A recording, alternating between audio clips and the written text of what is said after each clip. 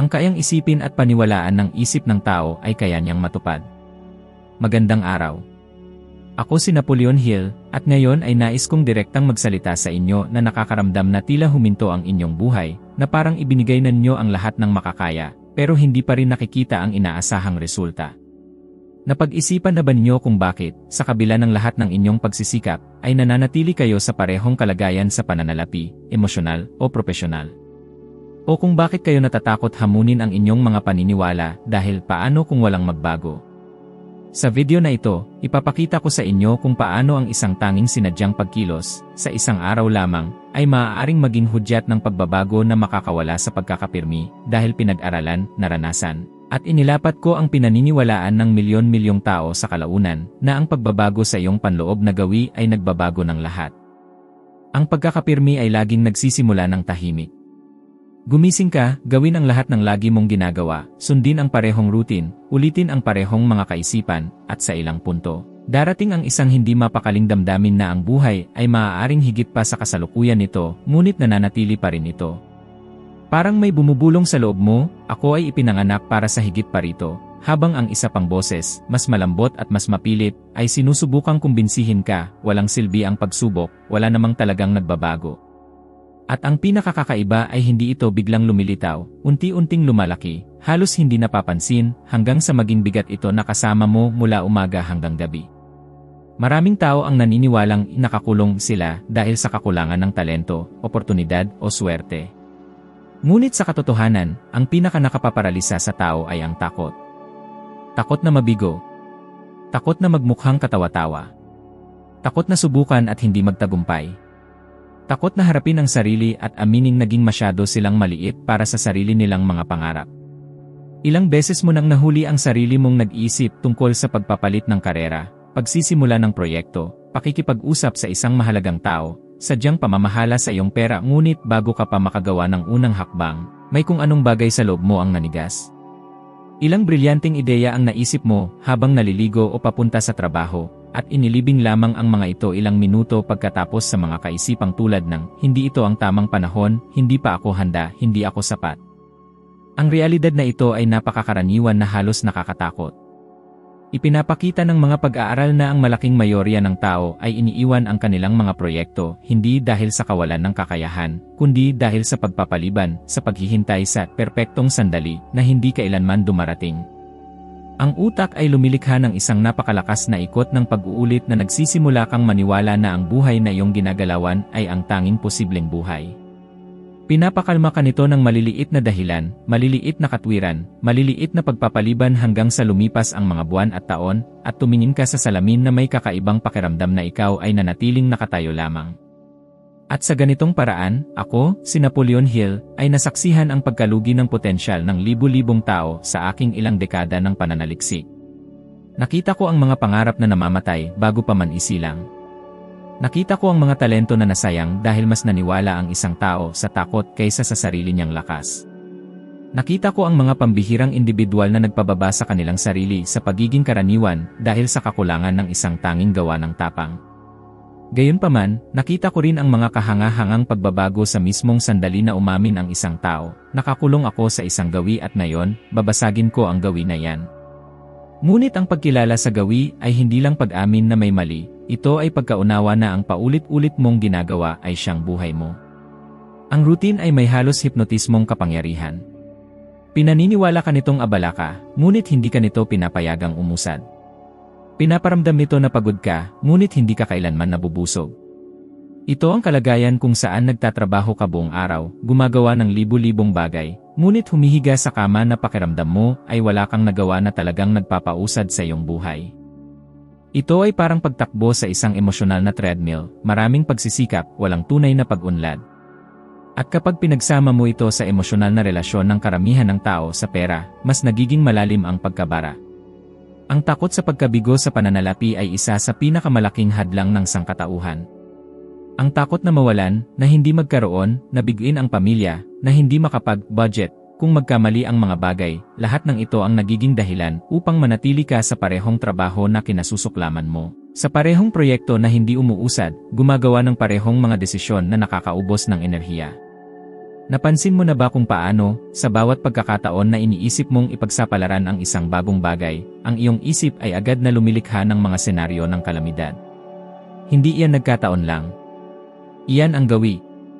At ang mga gawi ay masisira lamang kapag gumawa ka ng isang bagay na hindi mo pa nagawa kailanman, kapag nakita mo ang iyong sarili ng malinaw. Naranasan ko ito ng personal.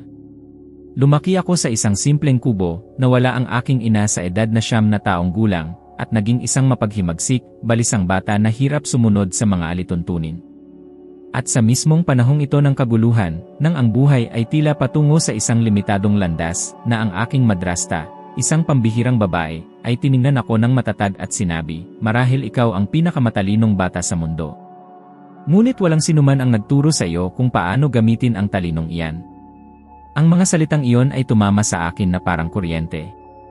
Sa unang pagkakataon, binigyan ako ng pahintulot ng isang tao na maniwala na maaari akong maging higit pa sa aking pag-ugali, higit pa sa aking mga kalagayan. Ang sandaling iyon ang nagpasimula ng unang malaking pagbabago sa aking buhay. At iyan ang nais kong maalab sa iyo ngayon, isang napakalakas na refleksyon sa salamin na magpapaintindi sa iyo na ang pagkakapirmi ay hindi tadhana, isa lamang itong gawi. At ang mga gawi ay maaaring basagin.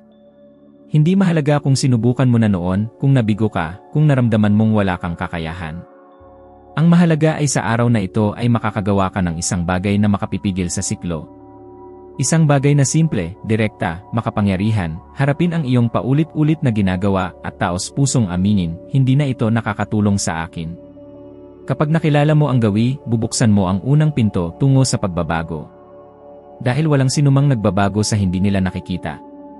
At sa sandaling tunay mong makita, nang may malupit na katapatan, kung nasaan ka, sa wakas ay handa ka ng umusad. Ang unang hakbang ng pagbabago ay ito, kamalayan. At ang kamalayan ay nangangailangan ng tapang. Mula rito, magsisimulang magbago ang lahat. Matapos mong makilala ang gawi na nagpapanatili sa iyo na nakapirmi, darating ang pinakamahalagang sandali ng buong pagbabago, ang paggawa ng isang malinaw, matatag, at agarang pagpili. Isang pagpili na hindi nakasalalay sa motibasyon, kumpiyansa, perpektong kondisyon, o panlabas na pag-apruba. Ang totoo, karamihan sa tao ay hindi kailanman nakakawala sa siklo dahil hindi sila nagpapasya. Maaaring gustuhin nila ang pagbabago, kahit mangarap ng bagong buhay, ngunit pinananatili nila ang desisyon sa malayo bilang isang bagay na gagawin kapag ang lahat ay umaayon. At iyan ang pinakamalaking panloob na maninira na mayroon. Ang desisyon ng pagbabago dahil ito ang nagmamarka ng paghihiwalay sa lumang ikaw at nagpapasinaya sa pagsilang ng bago. At hindi ito metapora, ito ang siyensya ng pag-ugali ng tao. Ipinapakita ng pananaliksik na kapag gumawa ka ng isang konkretong desisyon, tumitigil ang utak sa pag-aaksaya ng enerhiya sa pagsasalamin ng walang katapusang posibilidad at nagsisimulang isaayos ang panloob nitong mga mapagkukunan tungo sa isang layunin. Ito ay parang pagsisindi ng parola sa hamog, bigla, alam mo kung saan pupunta, kahit na tila madilim pa rin ang landas. Ngunit dito lumalabas ang pinakamalaking pagtutol ng mga tao, ang takot na magkamali sa pagpapasya.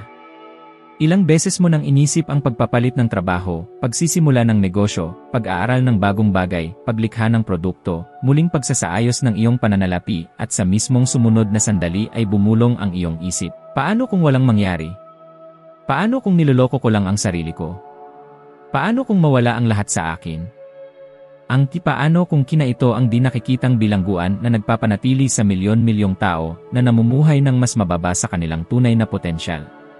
Ito ang panloob na tagapagtanggol na sumusubok na kumbinsihin ka na ang pinakaligtas na bagay ay ang ipagpatuloy ang kung ano ka, kahit na ang pagpapatuloy sa kung ano ka ay sinisira na ang iyong kumpiyansa sa sarili at enerhiya.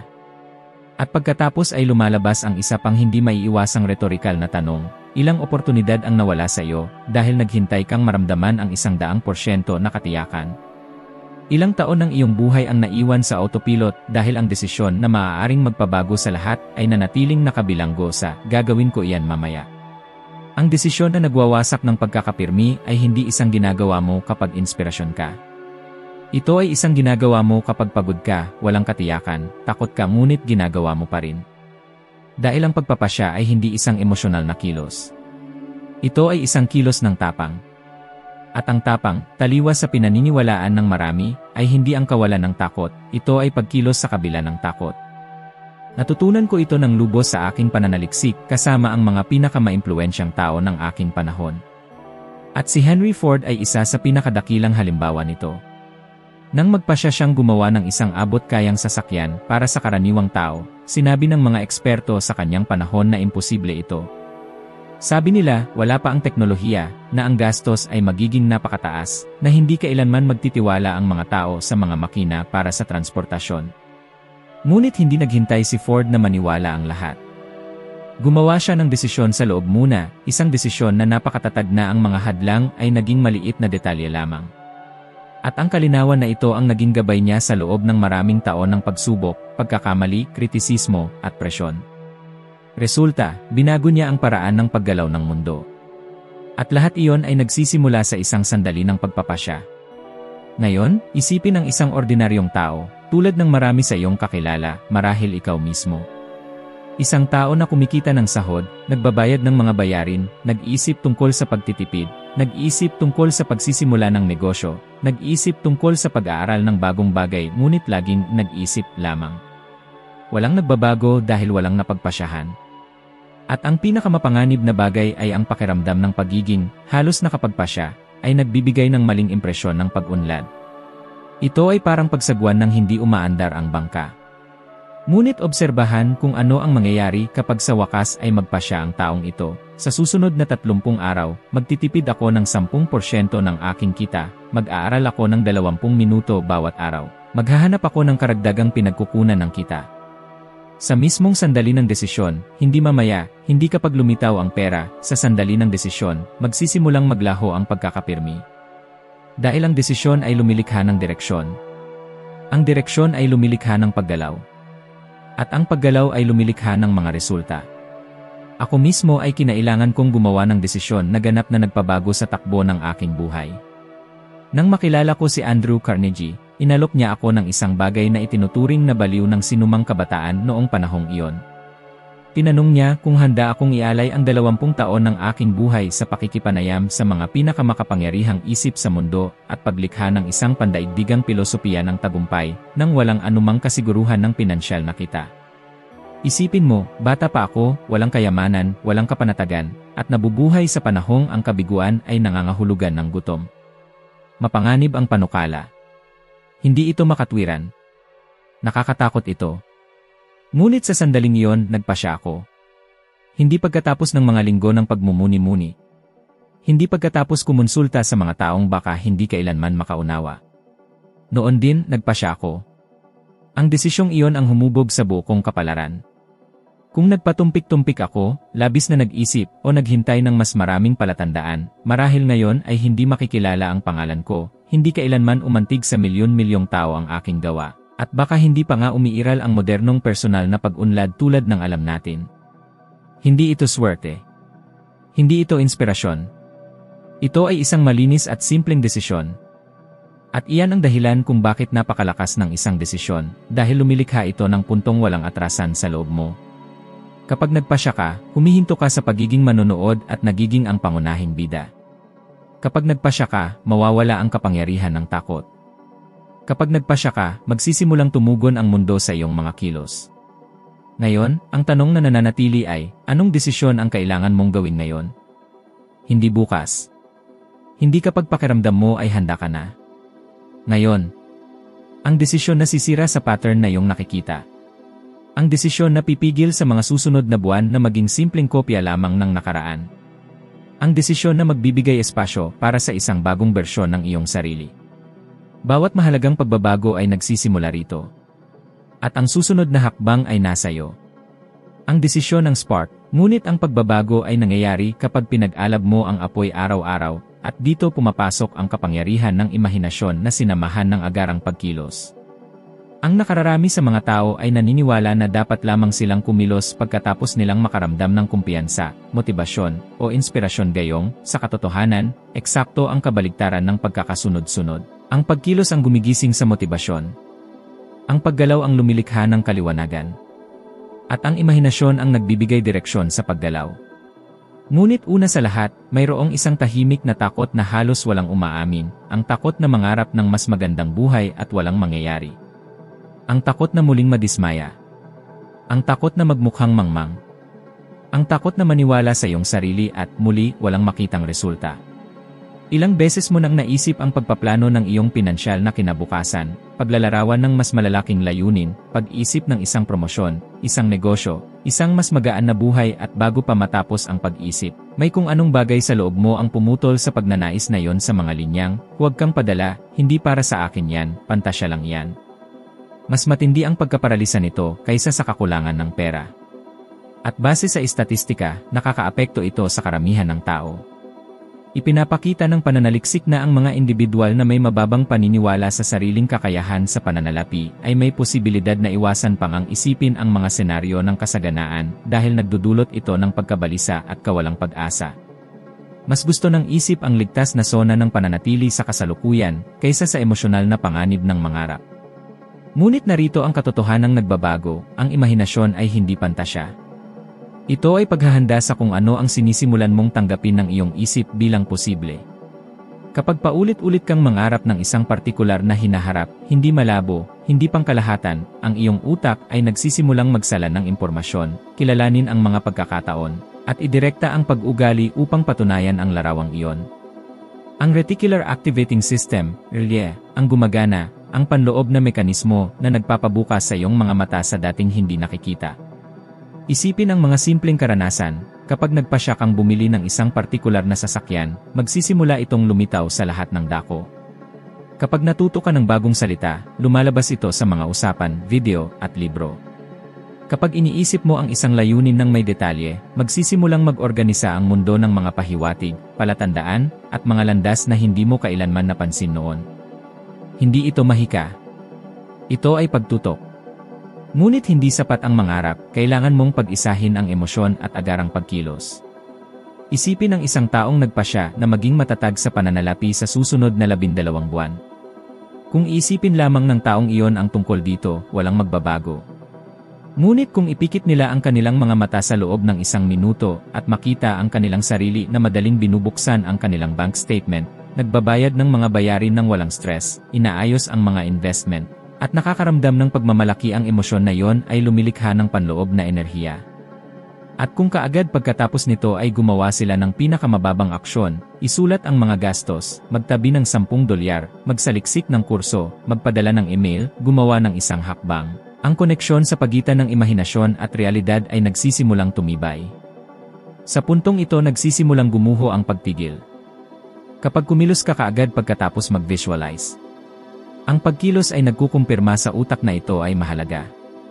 Para bang sinabi mo, sapat ang pananalig ko rito para igalaw ang aking katawan. At pagkatapos ay tumugon ang utak, kung gayon, magsisikap ako upang maging totoo ito. Naranasan ko ito ng matinding-tindi sa isa sa mga pinakamahirap na panahon ng aking buhay. Noong malaking depresyon, bumagsak ang aking negosyo, nawala halos ang lahat, napilitan akong lisanin ang aking tahanan sa estado ng New York at magtago ng ilang panahon, literal na tumatakas sa mga pinagkakautangan. Nakakahiya ito, nakapipinsala, at sana'y sumuko na ako. Walang pera, walang kapanatagan, walang palakpak. At gayunpaman mayroong isang bagay na hindi maaaring kunin sa akin ng sinuman, ang aking kakayahang mangarap ng ibang hinaharap at kumilos kahit walang kasiguruhan. Eksakto sa madilim na panahong ito ako nagsimulang mag-visualize, gabi-gabi, na ang aking gawa ay makakatulong sa milyon-milyong tao. Nag-visualize ako ng may matinding-tindi na pakiramdam ko ay nagsasalita ako sa malalaking madla, kahit na nabubuhay sa kumpletong kabiguan.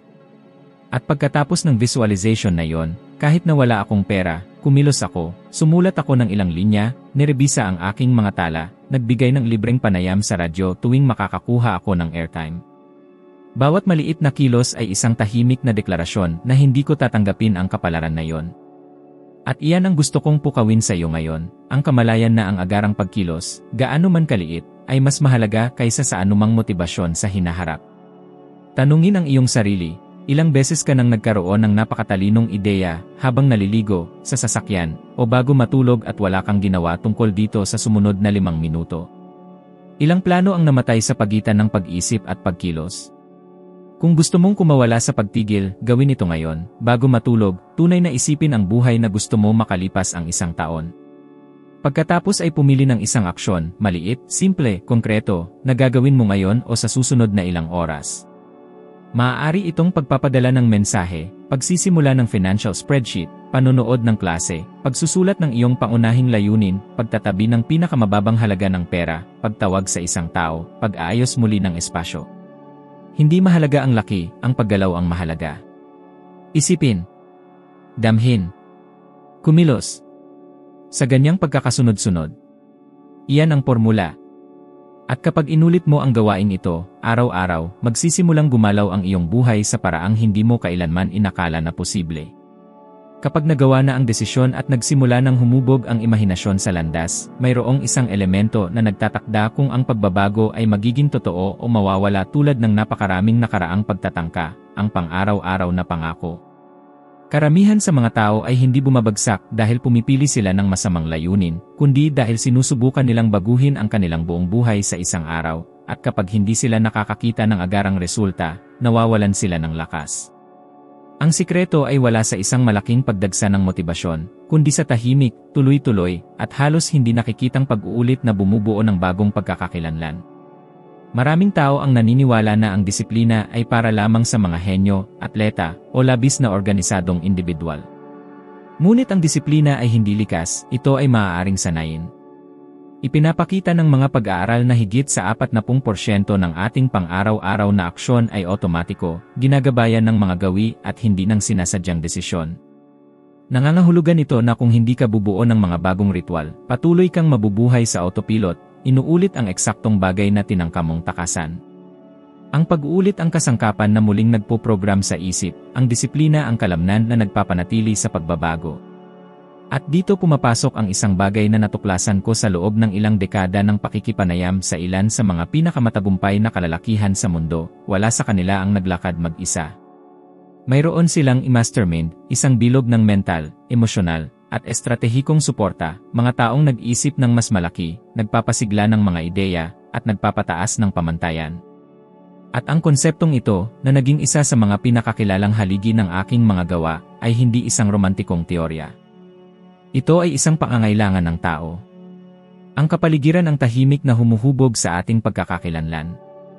Ilang beses mo nang sinubukan na magsimula ng isang bagong ugali, isang bagong proyekto, isang bagong gawain at matapos ang 3 araw na nag-iisa, lahat ay nagkawatak-watak. Ilang beses ka nang nangako sa isang mahalagang pagbabago, at dahil walang sinuman sa paligid mo ang nagbahagi ng parehong pananaw, nauwi ka sa paghina. Hindi ito kakulangan ng lakas. Ito ay kakulangan ng emosyonal na istruktura. Isipin ng isang tao na nagpasya na baguhin ang kanilang pinansyal na buhay. Gumugol sila ng isang buong araw na may motibasyon, nanonood ng mga video, gumagawa ng listahan ng mga layunin ngunit, nang walang pag-uulit, kinabukasan ay bumabalik sila sa padalos-dalos na paggastos. Bakit? Dahil bumabalik ang utak sa pinakapamilyar na landas. Ngayon isipin na ang parehong tao ay nagtatabi ng 5 minuto sa isang araw upang repasuhin ang kanilang mga layunin, tandaan ang kanilang mga gastos, at magpadala ng mensahe sa ibang tao na nakatuon din sa paglago. 5 minuto. Sapat na yan upang patatagin ang bagong pattern. Maliit, paulit-ulit na kilos ang bumubuo ng bagong isip. At ang pag-uulit na ito ay mas malakas pa kapag sinamahan ng isang bilog ng suporta. Hindi ito kailangang malaki, hindi ito kailangang formal, hindi ito kailangang malaking grupo. Isang tao lang. Isang taong nakakaalam kung saan mo gustong pumunta at nagpapaalala sa iyo, kahit sa katahimikan, na ang pagsuko ay hindi opsyon. Naranasan ko ito ng matindi sa sarili kong mga taon ng pananaliksik. Bagaman maraming tao ang naniniwala na ginawa ko ang lahat ng mag-isa, ang buo kong paglalakbay ay hinubog ng mga isip na lubos na nakaimpluwensya sa akin, Andrew Carnegie, Thomas Edison, Henry Ford, ngunit pati na rin ang mga simpleng, hindi kilalang tao na tumulong sa akin sa mga salita, sa mga ideya, sa mga halimbawa. Ang e-mastermind ay hindi lamang tungkol sa mga malalaking pangalan, ito ay tungkol sa pagkakasabay ng isip. Ito ay tungkol sa kumonekta sa isang tao na nagpapaisip sa iyo ng mas malaki, nagpapasalita ng mas malaki, kumikilos ng mas malaki.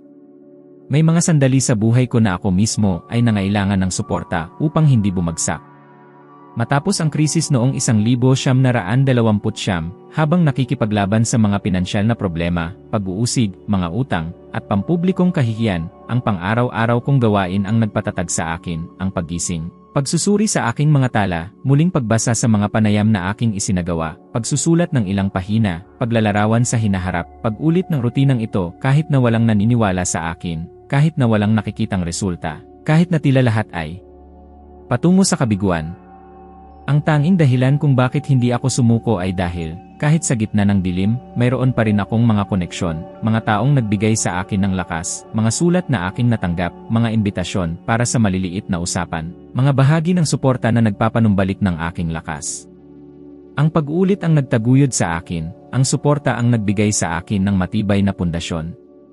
Hindi dumarating ang malaking pagbabago sa buhay kapag nag-iba ang sitwasyon, kundi nangyayari ito kapag binago mo ang iyong inuulit araw-araw. Ang pagkilala sa pattern, pagpapasya ng may matibay na determinasyon, paglalarawan ng may malinaw na layunin, at pagkilos ng may walang humpay na konsistensya. Ito ang pundasyon na umaahon sa sinuman mula sa pagtigil at naglalagay sa kanila sa landas ng sadyang pagtatayo ng sarili nilang buhay. At, kung napansin mo, wala sa mga ito ang nakasalalay sa perpektong sitwasyon, sa pagkakaroon ng maraming pera, o sa iba na nagsasabi sa iyo na posible ito. Nakasalalay lang ito sa iyo na simulan ang pagkilos, kahit na hindi gaanong napapansin, kahit na puno pa rin ng pagdududa, kahit na nanginginig ng bahagya ang iyong panloob na tinig.